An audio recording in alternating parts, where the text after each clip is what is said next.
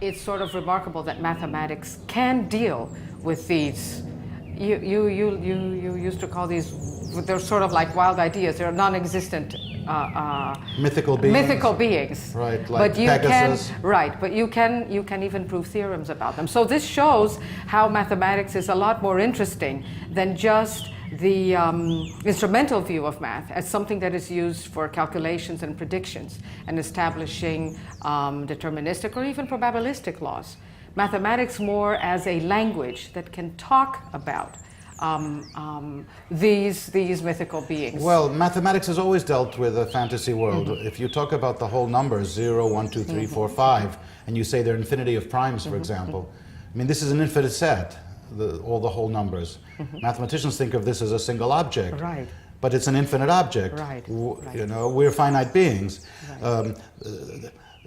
The calculus deals with quantities that vary continuously.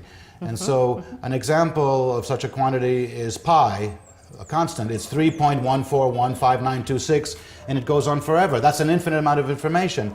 So the notion of a real number, of giving the precise location of a point on a line in space, it really is a mathematical fantasy, because it involves an infinite amount of information, you know, to specify precisely where a point is with an infinite amount of precision. So mathematics is all about infinity. It is a fantasy world. That's why you can prove theorems, because a fantasy world can be simpler. What did a professor of yours say? Logic is too sharp a knife to cut reality. Yes. I mean, pure mathematics works. You can prove things in pure math. Yes.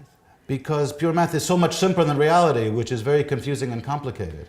But it still is able to deal with these very forceful notions, such as randomness and uncomputability. Or real numbers. Or real numbers. Or continuously varying functions and derivatives and integrals. Exactly. These are very useful ideas, even though they're sort of fantasies.